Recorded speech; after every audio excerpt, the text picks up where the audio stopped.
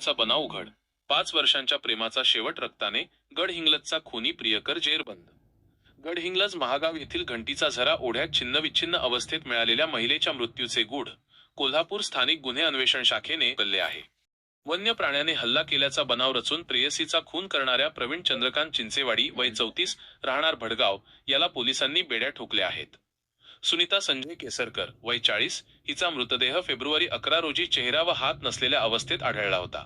प्राथमिकदृष्ट्या हा वन्य प्राण्याचा हल्ला वाटत होता, मात्र सुनीताचे दागिने आणि मोबाईल गायब असल्याने पोलिसांना संशय आला. तपासात सुनीता व प्रवीण यांचे गेल्या 6 वर्षांपासून अनैतिक संबंध असल्याचे समोर आले. प्रवीणचे लग्न झाल्याने तो तिला टाळत होता, मात्र सुनीताने लग्नाचा तगादा लावून नातेवाईकांना सांगण्याची धमकी दिल्याने त्याने तिचा काटा काढण्याचे ठरवले.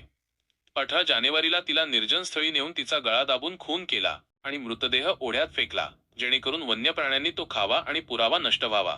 पोलिसांनी प्रवीणला ताब्यात घेतले असून त्याने आपला गुन्हा कबूल केला आहे.